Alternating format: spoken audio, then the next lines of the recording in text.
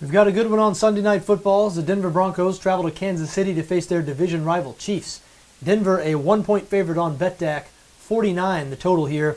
Now the Broncos currently sit at 8-3. They have a one-game lead over the Chiefs in the AFC West, but they haven't been playing their best football lately. 2 weeks ago, a mystifying loss to the St. Louis Rams in which they produced just 7 points. And then last week at home, a back-and-forth game with the Miami Dolphins. Broncos ended up pulling out a win there, but it's clear this is not the same dominant team that tore through the AFC last season, and they have a tough matchup on the road in Kansas City this week. Now, the Chiefs stumbled last week as well, maybe a worse loss than Denver's loss in St. Louis. The Chiefs lost to the winless Oakland Raiders, and it was a real surprise because Kansas City had been playing as well as any team in the AFC outside of New England, and remember, they were the last team to actually beat the New England Patriots. But still, no excuse for a loss to the Oakland Raiders. Kansas City still one-dimensional on offense. They run the football well, but 31st in pass yards per game. So sometimes this offense just bogs down and just isn't explosive. And you wonder if that type of offense is going to be able to keep pace with Peyton Manning and the Denver Broncos. The Broncos are averaging over 30 points per game. I know, as we mentioned, they struggled in their last road game in St. Louis.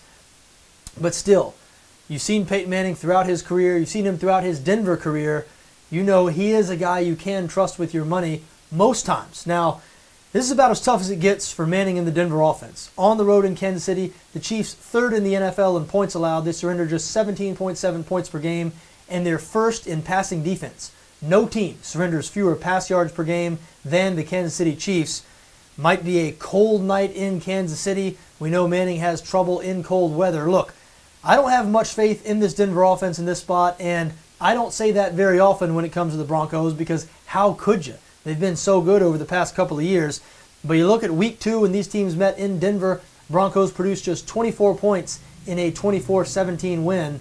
I don't think they're going to score many more than that in this matchup.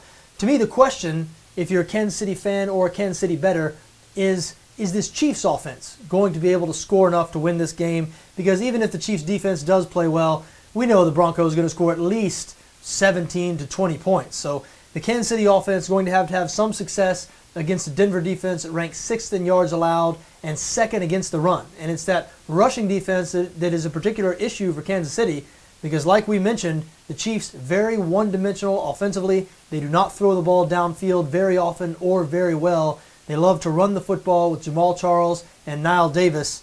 That's where the rubber meets the road in this matchup. Will the Chiefs be able to run the ball against this Denver defense? Because I do have faith in the Kansas City defense, at least slowing down Peyton Manning and the Broncos.